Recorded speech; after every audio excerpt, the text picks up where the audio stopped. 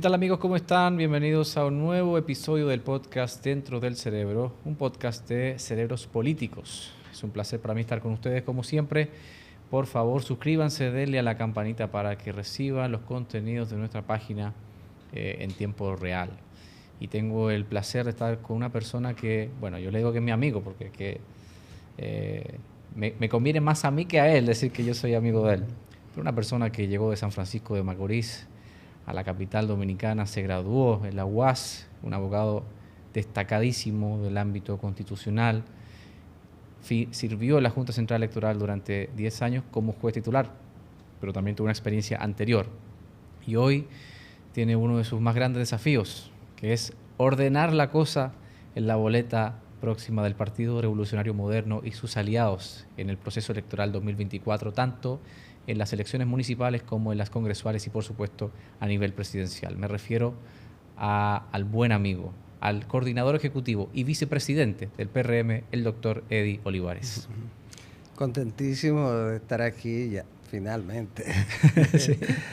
Pero con muchísima satisfacción de poder sostener una conversación entre amigos.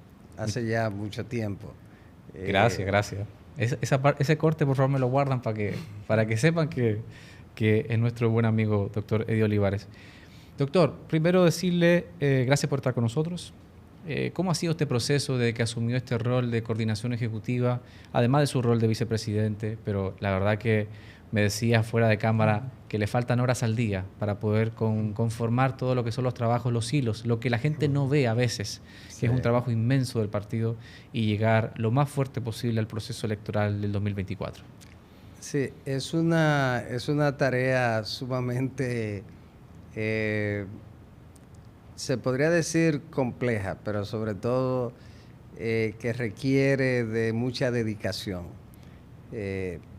Recibir llamadas de todo el territorio nacional, escuchar a los compañeros y compañeras con sus planteamientos, sugerencias, quejas, es una tarea del día completo y parte de la noche. Luego están las actividades propias del día a día de un partido político, que son también muchas tareas. Ahora la que está requiriéndome la dedicación de un tiempo especial es la de las alianzas con los partidos políticos, que en este caso es con una cantidad de organizaciones muy grande. Caminamos hacia una gran alianza, probablemente la más grande en términos de participantes que ha tenido la democracia dominicana desde las elecciones del 22 de diciembre del año 1962, después de la caída de la dictadura. Todo eso requiere mucho tiempo. El cargo de coordinador ejecutivo se crea precisamente para tiempos en que el partido está en el gobierno y por lo tanto el presidente, en este caso la secretaria, la compañera Carolina, el compañero José Ignacio Paliza ha estado ocupando uno de los cargos más complejos del gobierno y que requiere mayor dedicación de tiempo, y sobre todo cuando se trata del gobierno, claro, del compañero Luis Abinader, que trabaja 20 horas al día. No es fácil llevarle ritmo. Sí, entonces todo eso requiere de alguien que esté acompañándolos, auxiliándolos en el día a día del partido, y de eso se trata el cargo de coordinador ejecutivo. Doctor, recuerdo el proceso del 2020, inmediatamente pasar las elecciones del 5 de julio, usted anuncia que pone a la disposición de los organismos competentes o de las autoridades competentes y del país su voluntad prácticamente natural, por la formación que ha tenido, por el recorrido que ha tenido, de presidir la Junta Central Electoral.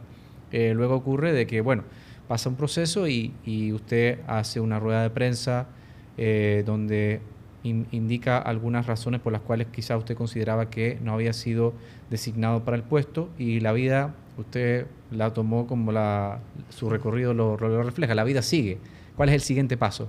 Este rol actual que usted tiene de suma importancia, porque es la arquitectura de la boleta del PRM de los aliados. ¿Usted cambiaría algo de lo que ha pasado entre el 2020 y el 2023 para lo cual usted está hoy aquí?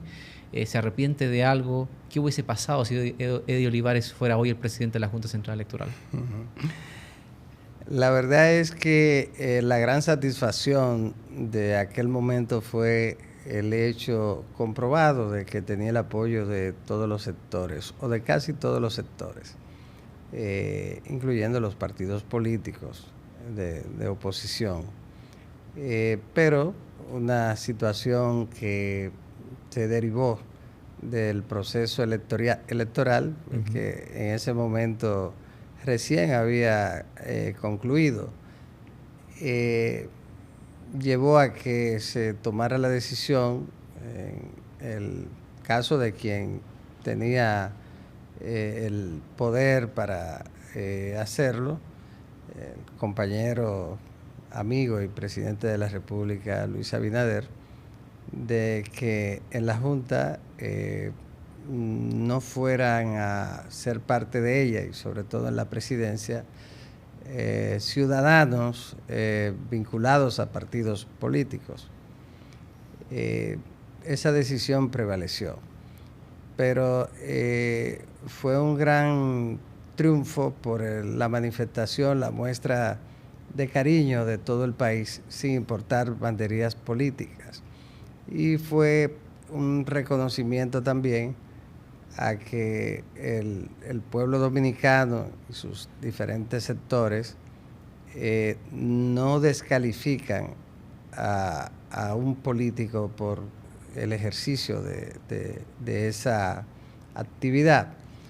Y sin lugar a duda eso fue muy satisfactorio para mí, porque lo que yo no aceptaba era que se descalificara a alguien por ser político, porque entonces era renegar lo que había sido mi vida desde los 14 años de edad, que he estado participando en la política, con excepción de los 10 años que estuve en la Junta Central Electoral. De eso se trataba, para mí eso era lo más importante. Yo nunca he estado aferrado a cargos. En el 16 yo decidí no continuar en la Junta, y en ese momento todo el mundo sabe que había el interés de que siguiera, y renuncié a seguir en la Junta. Pero creo que lo del 20 fue un proceso interesante. Pasó ese proceso, pasó la página y continuamos adelante. Es lo que yo le digo a los jóvenes. La política no es una actividad para depresivos, porque usted se cae, tiene que pararse y continuar hacia adelante. En la única profesión o actividad, como decía Winston Churchill, probablemente el más connotado estadista del siglo XX, decía: en la política es la única actividad en la que a usted lo matan varias sí. veces y revive. Entonces en política hay que revivir siempre y seguir adelante. Usted no puede detenerse nunca porque haya una batalla se haya perdido. Tiene que continuar para la siguiente batalla, y eso es muy importante. Yo creo que la perseverancia es fundamental. Bueno, aquí estamos en plena actividad política. Luego vino el proceso de selección de los directivos del partido, y entonces asumimos este compromiso con el partido, y es lo que hemos hecho en los últimos 3 años. Doctor, ¿usted no cree que, y no le preocupa, si así lo creyese, que estamos ante un fenómeno donde en nombre de la independencia o la supuesta autonomía de ciertos actores, que inmediatamente uno lo puede relacionar o queremos relacionarlo con mayor eficiencia y transparencia, en desmedro de la clase política y de la satanización del político cuando ha sido fundamental y está probado que ha sido fundamental para la estabilidad institucional y democrática de la República Dominicana? Desde el que surgió el partido de nuestro tiempo, el partido moderno, el que conocemos hoy en Inglaterra, siempre ha tenido el cuestionamiento de la sociedad civil. Recuerde que surgió con la condición de facción que tenían las estructuras que controlaban la actividad política. Y ya convertido en partido tenía a quienes confrontaban las facciones en Inglaterra, y eso ha sido así siempre, hasta el día de hoy. Hay una lucha, un cuestionamiento permanente de la sociedad civil, pero no hay posibilidad de que una democracia representativa funcione sin partidos políticos. Es algo impensable. Cuando una democracia se consolida, y la nuestra se ha ido consolidando, y es lógico que haya ocurrido así, porque aquí en la República Dominicana se inició la tercera ola democrática en el año 1978, con el triunfo del Partido Revolucionario Dominicano y don Antonio Guzmán Fernández. De aquí entonces se inició la ola que liberó a gran parte del Cono Sur, casi toda América Latina, incluida América Central. En ese momento víctimas de varias dictaduras. Sí, dictaduras terribles.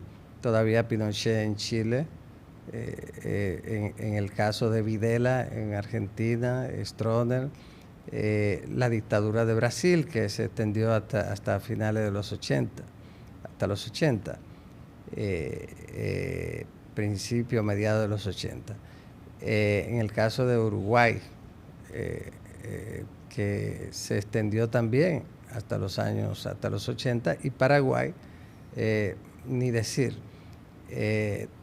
Solo estaba Venezuela, con una democracia bastante sólida en ese momento. La situación de Colombia, sui generis, pero bueno, con democracia. Y el modelo de democracia de ese tiempo de América Latina, que era Costa Rica. Ecuador había también en los 80 avanzó, pero se trató de Centroamérica con dictaduras en todas partes. El Salvador, ya Nicaragua en el 79 había triunfado el Frente Sandinista,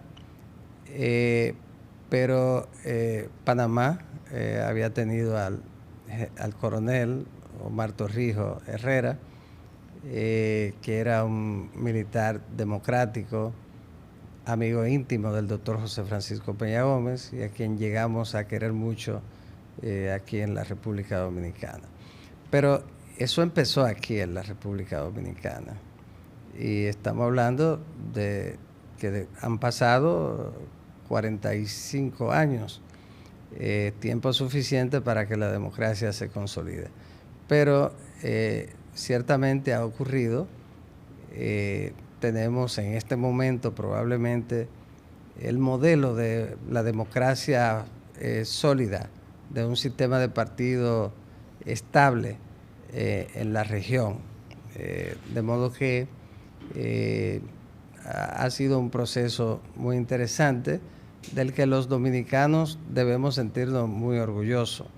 Yo pienso que lo que ocurrió en el año 2020, la suspensión de unas elecciones por una serie de fallos que todos conocemos o que sabemos que se dieron en ese proceso, y sin embargo a nadie le dieron un empujón en medio de una situación tan dramática como esa, que no había ocurrido nunca en la historia de la nación.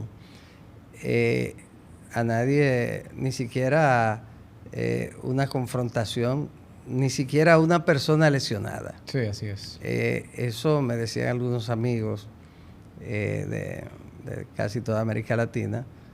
Me decían, pero es impresionante que no haya ocurrido nada, absolutamente. Y luego se montaron las elecciones.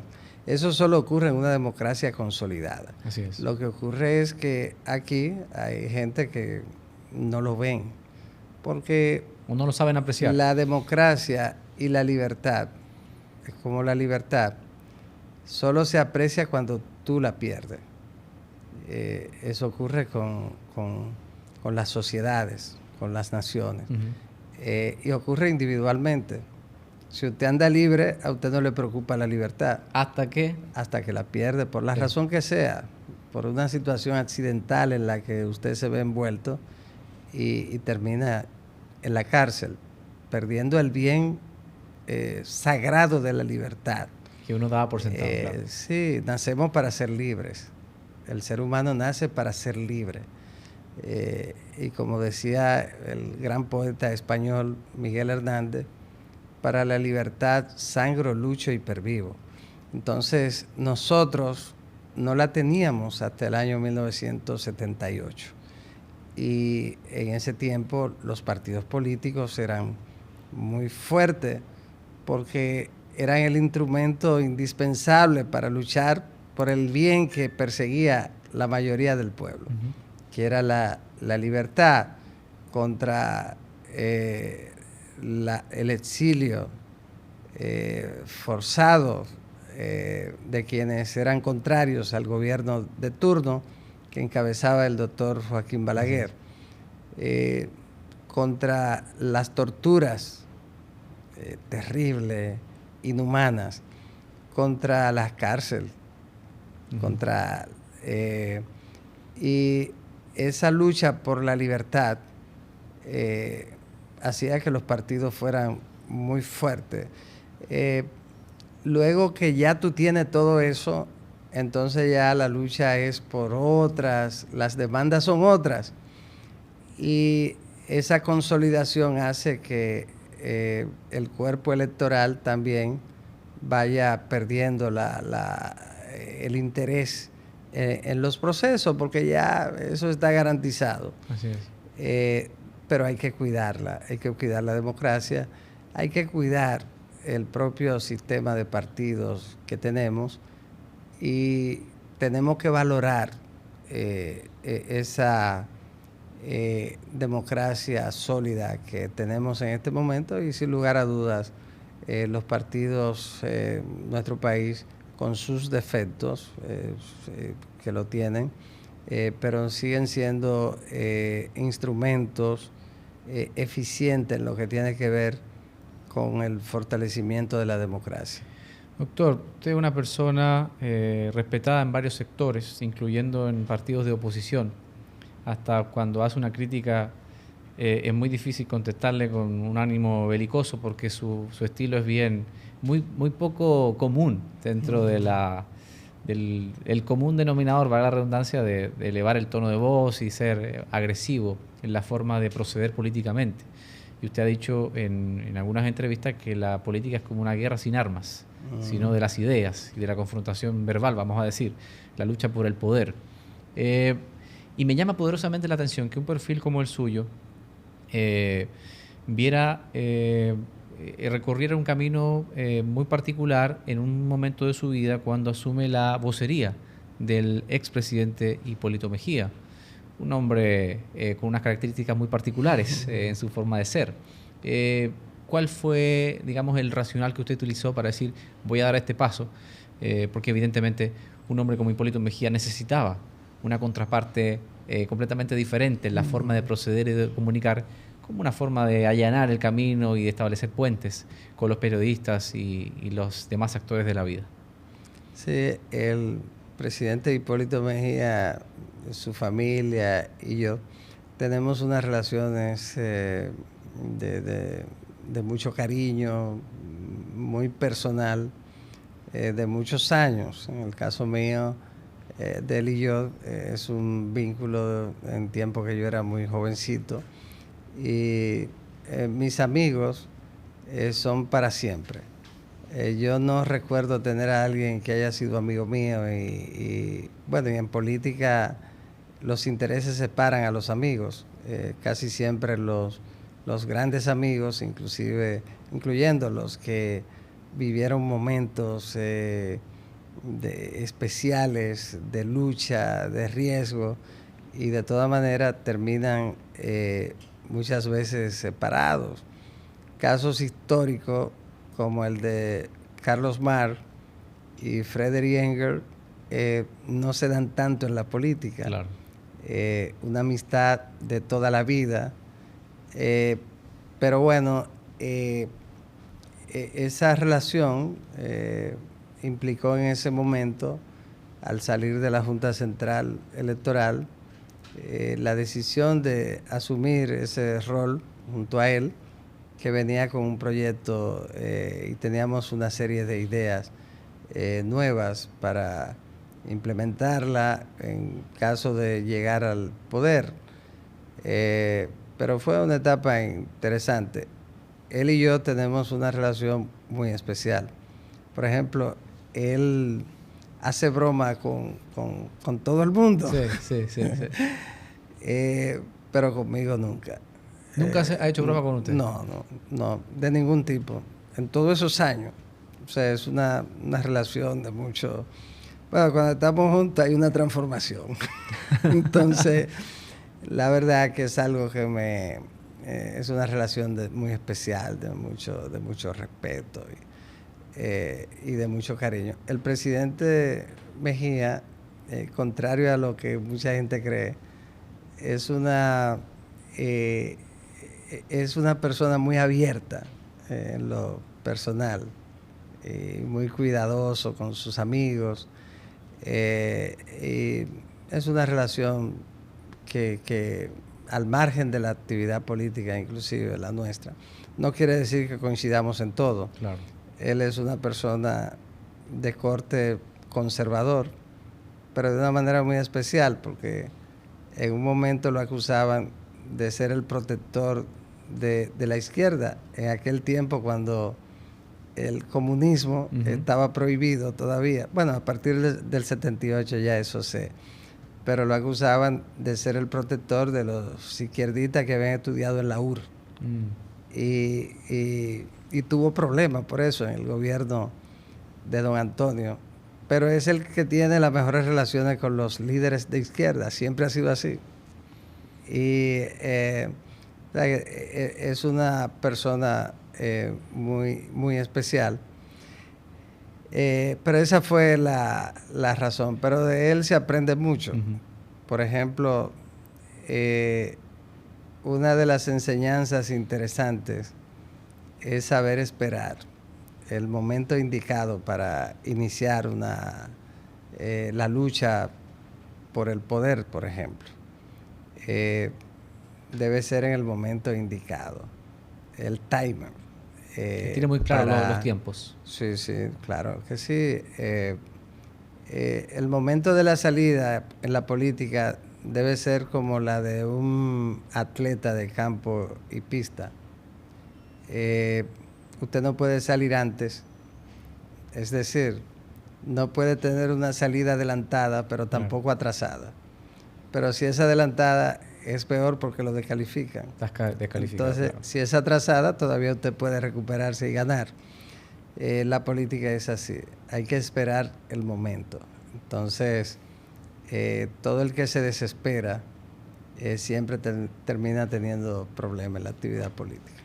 Eddie, usted es un testimonio de lucha y usted luchó y venció a una situación de salud que todo lo que sabemos de su vida y de su experiencia, pues obviamente sabemos que usted pasó por ese proceso con mucha determinación. Incluso en medio del proceso usted asistía a los medios de comunicación y daba las entrevistas como si nada. esa resiliencia que usted destaca en su carácter y el carácter que los jóvenes deben tener si quieren meterse en esto de la política, esa resiliencia fue fundamental en esos momentos de lucha por la salud y por su vida, si se quiere, y cómo eso cambió su vida de ahí en adelante. Sí, yo lo manejé sin hacerlo público. El que se enteraba me llamaba a decir, tengo un linfoma inguinal. Yo en mi vida nunca pensé que me iba a enfermar. Todavía no he estado interno nunca en un hospital. Y para mí la idea de una enfermedad, como que me sentí, era la de alguien que se siente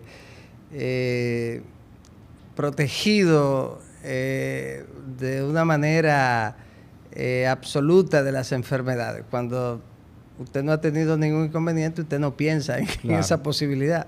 Bueno, y llegó eso, un linfoma.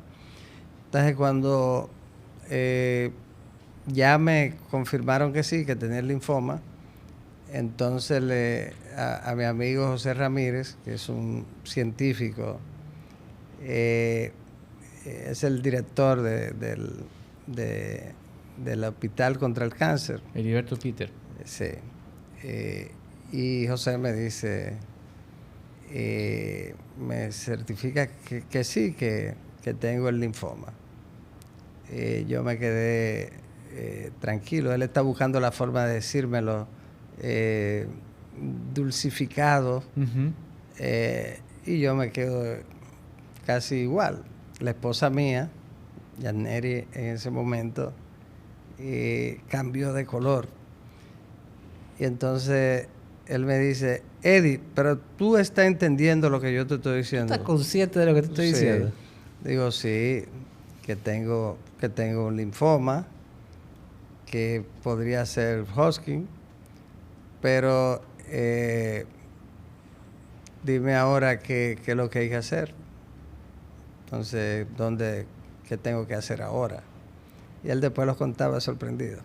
Pero lo que pasa es que yo me había puesto... ¿Usted siempre ha sido flemático? Yo me había puesto a investigar en páginas científicas y ya yo sabía que lo tenía. ¿Por dónde podía ser? Pero su personalidad siempre ha sido como... Lo asumió de una forma, digamos, flemática. Lo interioriza y dice, ok, ¿qué hacemos? ¿Para dónde vamos? Sí, claro, porque ya lo tienes.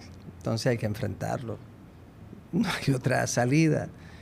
En ese momento, entonces, me dijo, bueno, la posibilidad de Estados Unidos. Y bueno, allá yo, si es para los Estados Unidos, habló con amigos como el doctor La Antigua, que es una autoridad, y lo consulto le dije yo a él. Pero me dijo, no, pero hay un médico que es un científico brillante, uno de los 2 o 3 mejores del mundo, que es de origen puertorriqueño, y está de retirada en Puerto Rico. Y está para un sueño que él siempre tuvo de ejercer en Puerto Rico, pero había ejercido 40 o 50 años en los Estados Unidos. Terminó quedándose allá después de terminar su especialización en el hospital de Houston, que es la principal del mundo en la oncología. Y bueno, me dijo, si tú consigues una cita con él, digo, así, mi hermana y mi cuñado me la consiguen allá en Puerto Rico, no hay problema con eso. Pues así la consiguieron, me llamó y me fui allá. Fue un tiempo bastante complejo. Es una historia que se tomaría un poco de tiempo contarla, pero me dijeron, pero espere al año que viene porque ya las navidades están ahí. Yo, no, en Navidad no hay problema. Y lo asumimos. El 26 de diciembre estaba yo recibiendo la primera quimio, que era una inmunoterapia. Era la primera vez que yo estaba fuera del país, que no salía nunca porque el 25 nosotros siempre cenamos en la casa de mis padres y luego el 31 en mi casa era. Yo no salía, aunque fuera... bueno, el caso es que ese diciembre me tocó salir y el 26 estaba recibiendo una inmunoterapia, asumiéndolo. Una Navidad muy particular. Sí, sí. Y entonces, luego, el doctor Cabanilla, decidió que usara un medicamento de última generación, muy costoso, $20,000 Sí. por 12 capsulitas en $20,000. Pero tenía que utilizar 6 Para completar el tratamiento. cajas para el tratamiento, que era adicional. No, yo no lo vamos a usar eso, como quiera, $20,000 por caja, y el seguro no me lo iba a cubrir. Pero buscaron la forma, porque el corazón mío estaba como de un niño, para utilizar la quimio-inmunoterapia y al mismo tiempo ese medicamento de última generación. Ya cuando finalizamos, estaba completamente curado. Entonces yo le pregunté, delante de la esposa mía y mi hermana, ya al final, para que luego no me trataran de impedir la realización de la participación en la actividad política. Doctor, como yo soy un dirigente político, y él y yo nos hicimos muy amigos, porque entonces él es un hombre progresista, es un medio independentista, de esos boricuas que son muy, muy nacionalistas. Y él entonces nos habíamos hecho muy amigos, conversando sobre la historia de la lucha de Puerto Rico, Rubén Berrido, todas esas cosas, y llegó a tenerme un cariño y un trato especial. El caso es que le dije, yo puedo seguir participando intensamente en la actividad política, y me dijo, usted puede hacer todo lo que usted quiera. Usted puede participar en la política y en todo lo que usted ha participado siempre. Usted no tiene problema. Bueno, curado de una manera total, plena. Pero la decisión es enfrentar las cosas cuando se presentan. Sí. Yo decía, yo debo ser el paciente más cobarde que puede existir, pensaba yo, porque a mí no se me había zafado nunca un dedo, no había tenido nunca absolutamente nada. Y bueno, me dijeron, pero en un momento que había que hacer una prueba, se llama, bueno, es una prueba muy difícil para sacar de la, déjame ver, ahora se me olvidó. Bueno, pero algo muy difícil, muy complejo. Y cuando terminaron de hacerlo, dijeron, pero usted es muy valiente, que en esa prueba fue el único momento que yo dije, por el momento que era, dije, pero ven acá, pero ¿y por qué tuvo que pasarme eso a mí? Si yo en la vida he procurado no hacerle un daño a nadie, ayudar a todo el que puedo, y ¿por qué me ha ocurrido eso? Pero bueno, continuamos, y la verdad es que hay que enfrentar las cosas cuando se presentan. Y yo pensé también, al final de cuentas, nada es tan malo como lo que le ha pasado a otros en la vida. Entonces, y así continuamos y vine y participaba en las actividades, participaba en todo. Pero fue una experiencia extraordinaria que me hizo ver que absolutamente nadie es infalible, que absolutamente nadie está exento de ser afectado por una enfermedad, y que por eso, en ese momento difícil de la vida de una persona, es que hay que acompañarlo, hay que estar con él. Y yo lo había hecho toda mi vida. Por ejemplo, un momento muy difícil es el de la muerte de un ser querido. Así es. Yo estoy siempre donde ocurre eso y afecta a una persona que yo aprecio o que he apreciado a la persona que en ese momento está recibiendo los honores de rigor al final de su vida, o de personas vinculadas a ese. Deudos. Igual que el hospital es un momento importantísimo en la vida de una persona y es un momento de acompañar a la gente. En el caso de los políticos,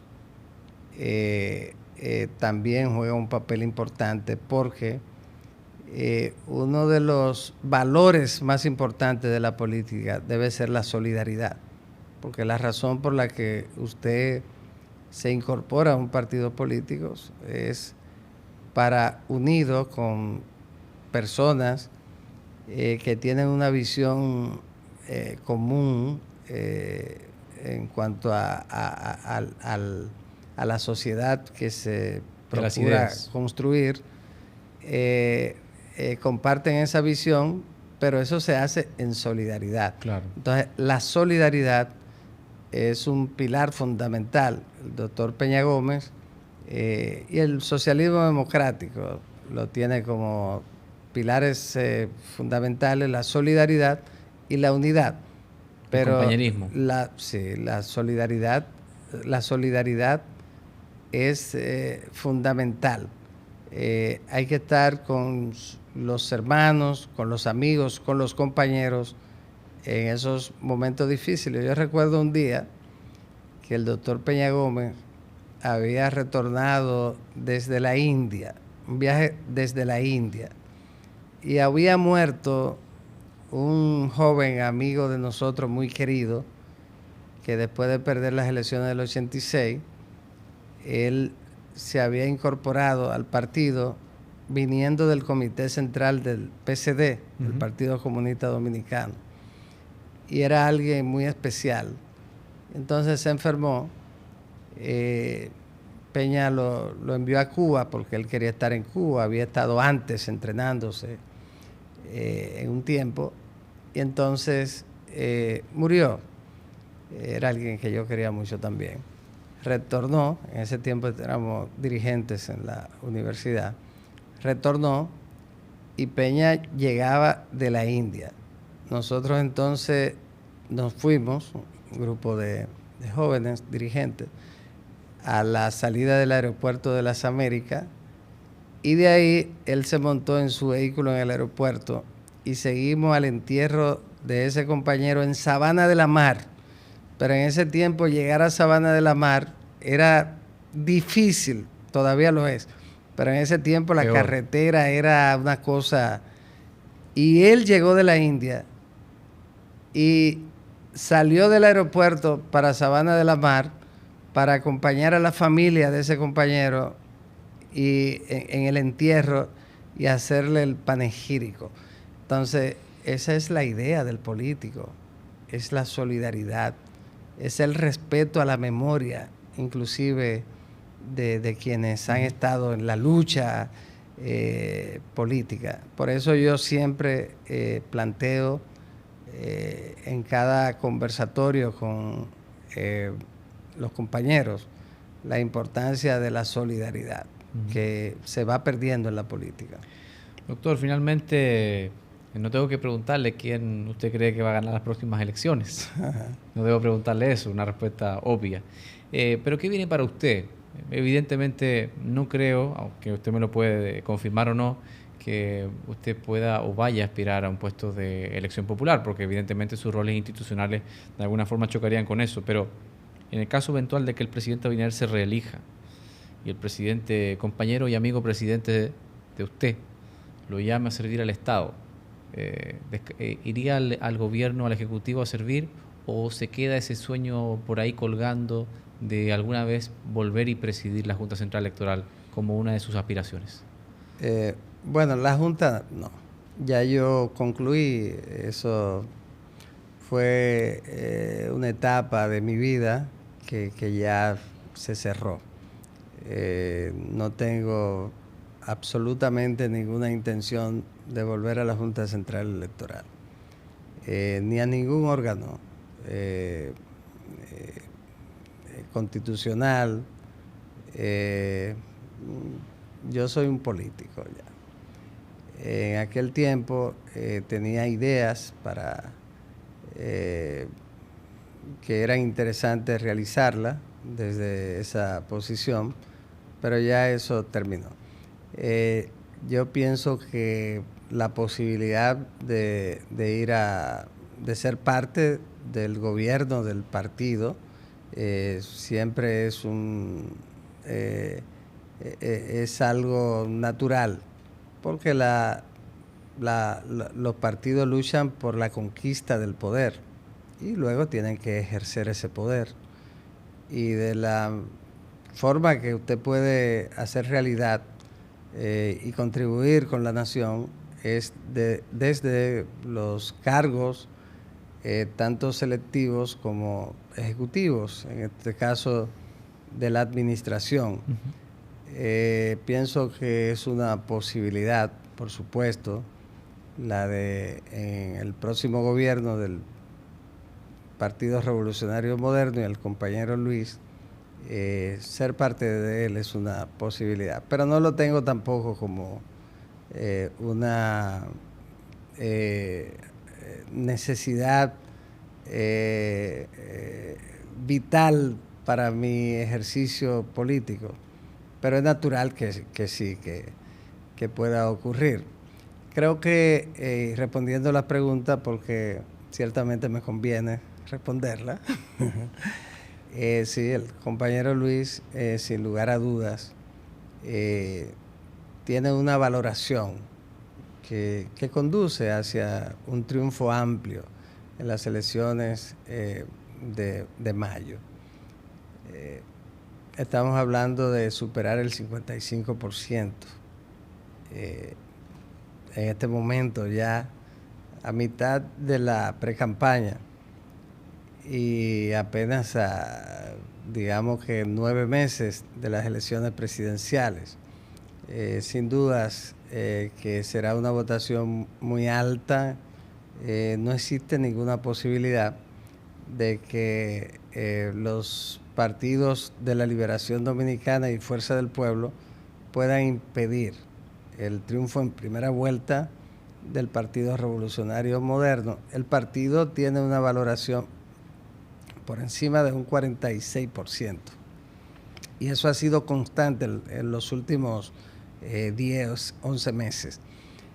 Cuando usted tiene una plataforma tan poderosa como el Partido Revolucionario Moderno y los partidos de oposición se encuentran debilitados por diversas razones, entonces es muy fácil ganar no solo la presidencia, el mayor porcentaje de los cargos de elección popular. La mayoría se escogen en las elecciones de febrero, que sin lugar a dudas nuestro partido va a ganarlas de una manera muy, muy amplia. Y esas elecciones son un avance real de lo que va a ocurrir en mayo. De modo que el Partido de la Liberación Dominicana probablemente en febrero quede en un lejano segundo lugar, pero muy lejano, el Fuerza del Pueblo debajo del Partido de la Liberación Dominicana, y eso se refleja en la alianza que acaban de anunciar, pero que no se ve materializada. Y sobre todo porque no estaban ahí ninguna de sus principales figuras, tanto los dos líderes ni los dos candidatos. Pero el PLD podría quedar bien en febrero, pero en mayo podría ser el presidente Fernández el que quede bien. En febrero el presidente Fernández tiene pocas posibilidades de éxito porque él está construyendo un partido. Ese partido todavía no tiene una incidencia en cada uno de los territorios políticos del país, como sí lo mantiene el Partido de la Liberación Dominicana. Por lo tanto, febrero es una pesadilla para Leonel Fernández. No tiene ni siquiera los candidatos. Pero mayo es una pesadilla para el Partido de la Liberación Dominicana. Y el proceso completo es una pesadilla para los dos partidos. De modo que es unas elecciones parecidas al 16, en la que todo el mundo sabía que el presidente Medina iba a ganar ampliamente. Ahora todo el mundo sabe lo que va a ocurrir. Pero la pregunta, o mejor dicho, la expectativa más interesante de este proceso va a ser quién va a quedar en segundo lugar entre el Partido de la Liberación Dominicana y Fuerza del Pueblo. Claro. Uno, ¿sobrevivirá el Partido de la Liberación Dominicana como una opción para el año 2028? ¿O será Fuerza del Pueblo quien saldrá fortalecido para competir por el poder en el 28? Es decir, que tanto el partido del presidente Danilo Medina como el partido del presidente Fernández están posesionándose en estas elecciones de caras al 2028. Le propongo algo entonces, doctor, que volvamos a hablar al otro día o a los días sucesivos a las elecciones de mayo. Sí, a ver sí. cómo anduvo esa predicción, ¿le parece? Sí, cómo no, con mucho Muchísimas gusto. gracias de verdad por estar con nosotros. Muchísimo gusto. Bueno, los felicito por este trabajo de orientación, siempre muy importante, y sobre todo enfocado a la juventud. Yo creo que es importante tener una juventud informada y un electorado informado en sentido general. Y el que ayuda a que eso ocurra, sin lugar a dudas, le brinda un gran servicio a la democracia. Así es que felicidades a ustedes y a mi amigo Mansueta también. Claro que sí. Gracias, doctor. Y a ustedes, muchísimas gracias por estar con nosotros y será hasta la próxima.